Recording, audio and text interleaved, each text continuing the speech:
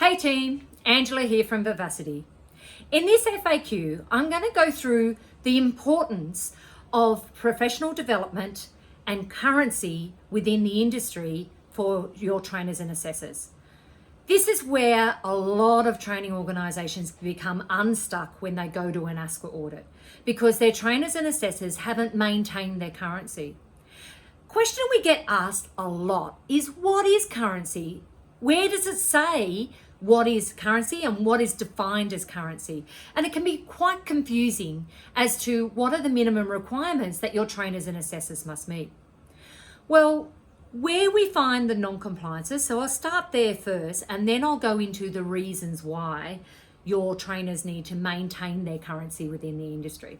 So the non-compliances are generally around trainers and assessors not being current in their vocational skills. So the industry sector where they're delivering. So what are they delivering? So for example, you're delivering a childcare qualification, you should have a minimum of 3 years experience in the last 3 years as a childcare educator.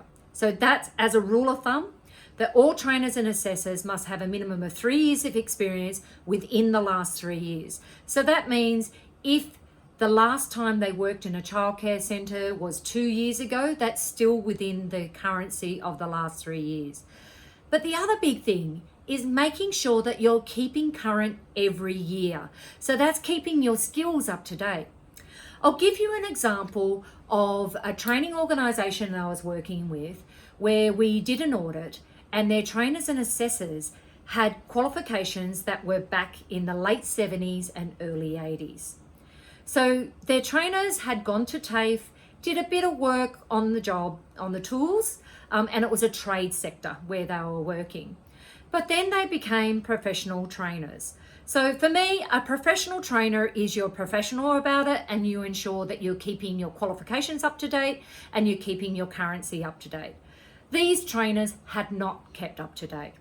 What had happened was they had been working as a trainer for over 10 years and they hadn't actually picked up any tools during that time. And what they were doing is they were delivering training. So according to the trainers and assessors, they were like, well, we are current, because they were delivering things like carpentry, plumbing, electrical. They were trade skills. And they said, we've got a room that we use where we deliver the training and the students, we have students all the time and they're building actual walls and putting wiring in and putting plumbing in. So they actually build structures. But the problem was, and this is what I had to explain to them. Now that's really good that you do have that type of currency. But the thing is, when was the last time that you had a supervisor who was supervising you?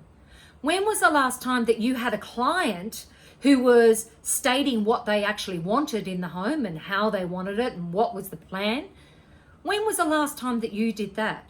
Because what happens is, when you've been delivering training for such a long time, you're not maintaining currency with, and in this example, with what it's like to be on a job site, what it's like to have a client, what it's like to have a foreperson who is managing the site and then reporting to all of those different trades that you need to be collaborating with on a work site. So what was happening with these trainers, they knew their job really well and they knew exactly what they needed to do to deliver it, but they were supervising students. No one was supervising them. So with currency, you need to be actually on the tools or on the job where you're actually out there working in the position that you are teaching. For example, with the tools, it's getting out there and getting on the tools. If you're a hairdresser, you're getting out there and you're cutting hair. If you're working in childcare, you're getting out there and you're working with children. An example that I've got is when I had my training organisation, I had a range of trainers and all of them had to maintain their PD.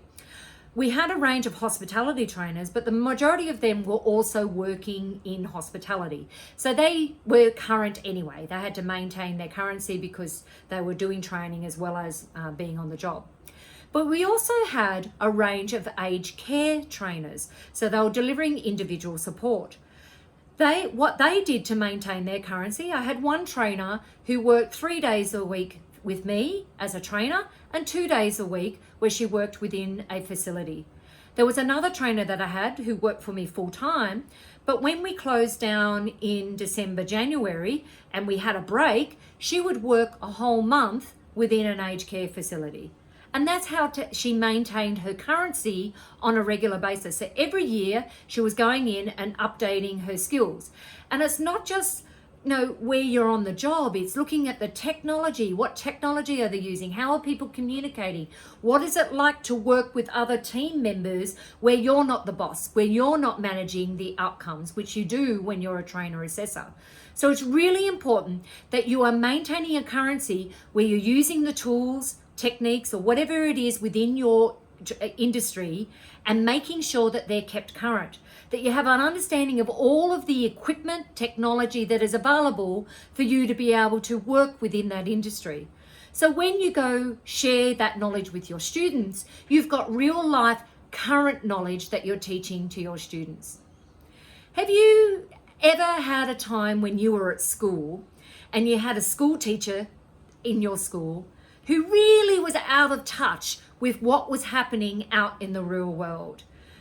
I know when I was at school, I used to think that teachers had their own little world and they didn't actually communicate with everyone else outside of their own little world because they seemed so tied up with their own world and what they did within their classroom. And unfortunately, one of the problems that can happen within schools is teachers are so focused on curriculum that they're not really looking at the real life skills that students need outside of school.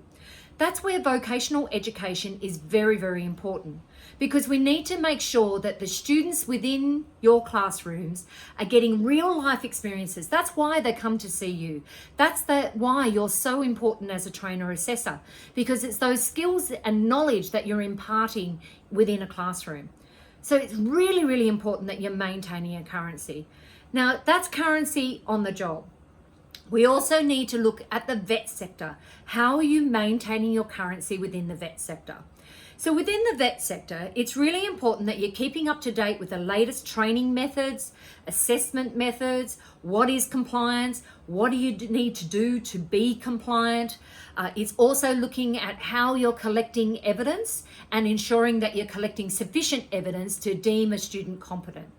So there's also a range of different areas that you need to focus on when it comes to vet PD, where you're looking at all different delivery styles. Could it be that you're delivering online? Is it a combination of face-to-face and online? Could it be that you are doing shorter workshops, looking at attention spans of students? Could it be the way that you're delivering, doing quizzes within the classroom, and different methods of training? That's why it's really important to go out and do training every year as a trainer assessor.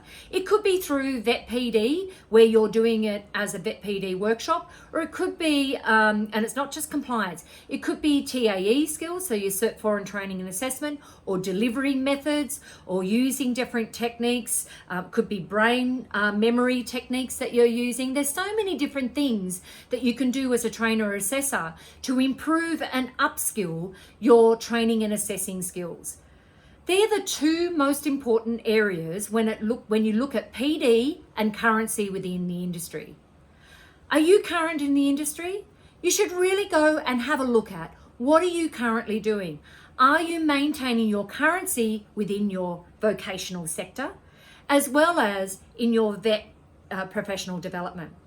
Are you current with the current compliance requirements, understanding what's happening with audits, what you need to know within an audit, training and assessment strategies, staff matrices? There is so many things that you need to keep up to speed with, and so many things change. Now, I know at Vivacity, we've been going for over 10 years. And over that time, we've seen 6 different changes of legislation. We've seen different commissioners come in and out. We've seen so many different changes with how we are to deliver and comply with the standards for RTOs. And then ASQA we're dealing with as well, who also has a constantly changing requirement with their auditors as well. So it's really important. We do Vet PD on a day-to-day basis. We're keeping our currency by not only doing training and that's participating in training. We're also keeping up to date with newsletters and being part of LinkedIn groups and Facebook groups. And we've also got networks that we're networking with and talking with them and going to conferences and doing expos. They're really important for maintaining your currency. There's so much you can learn when you go to a conference or an expo. This is why it's really important to maintain your currency. It's not only a compliance requirement, it's also really good. If you want to be a professional trainer, be professional about it. Maintain your currency within your industry. Make sure your skills are up to date and they're current with what the current industry requirements are. And you also are maintaining your vet professional development and ensuring that they're kept up to date with the current requirements of the standards and the legislation. Thank you for listening. I hope you got a lot out of that.